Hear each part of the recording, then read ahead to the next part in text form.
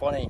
Like after a race and before a race and after a race, there's so much build up, and then there's a big peak, and then there's obviously when you go high, there's a low afterwards with anything you do. But it's a period often for me of deep reflection. And so when you're in a place like this as well, there's really not much you can do. There's 200 goats just passed, and you know, you're kind of like back in the countryside. I'm back in Granada. I'm back where I love to be. But you're thinking a lot about kind of what makes people in Granada good at sport. And of course, you know, they're in a place, you know, part of being good at something and being really good at something is the opportunity. And the opportunity that people in Granada have is they live high, so they're born at like 700-800 meters altitude. They have a lot of opportunities to be outside. It's very easy for them to have 3 days with the parents where it's completely free for them to be out in the mountains, hiking, in the trails, all day in the mountains above 3,000 meters. And the clubs, and then because you've got so many runners, so many cyclists, so many triathletes, there's lots of clubs and therefore there's lots of competitions. There's lots of opportunity for people. And I guess I had that as well growing up in Manchester, but I guess that you take it for granted because you just believe as a kid that the world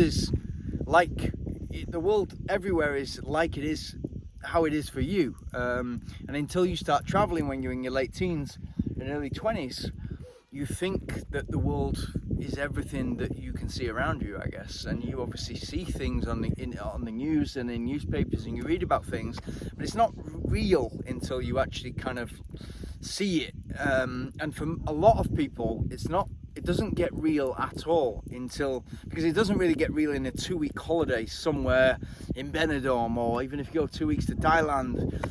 It gets real when you live there and when you spend a lot of time there and you try to integrate and you try to understand the culture. And culture is complex, and just when you look at the difference between North Europe and South Europe, you know, I've lived in Norway and Sweden, and the culture there compared to the culture just across the sea, the North Sea in the UK, completely different.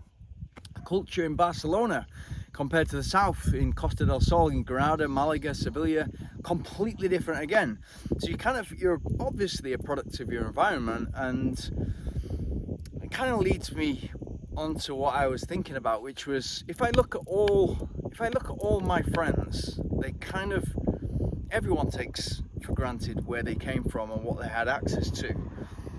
But most of my successful friends, pretty much all of them, definitely my 6 closest friends are all into sport, and either into sport competitively at a good level or really into the gym, and they have all those skill sets, the consistency of wanting to do something even when you're bad at it and get better at it and want to improve, so that resilience, that tenacity, the work ethic to show up. And even though the results are not going to come for months and maybe years, the teamwork, you know, the leadership that comes with that, what you put in, you get out, all that sort of stuff. And I'll continue to go on about this, but all that sort of stuff that comes from sport, and definitely great for kids to get into it at a young age, all means a lot in life. And there's definitely a correlation between their success in their lives, in their business,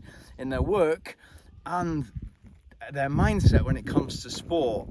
Even if they got serious, they did sport at school, they got serious about their work became everything, and then they picked sport back up in their 30s, they got very, very quickly good at it again. And I think that's because they just apply those principles that have always worked for them to whatever they do. And again, it's how you do anything is how you do everything. I think it's really important, and yeah, it's something I've been reflecting on in the last few days.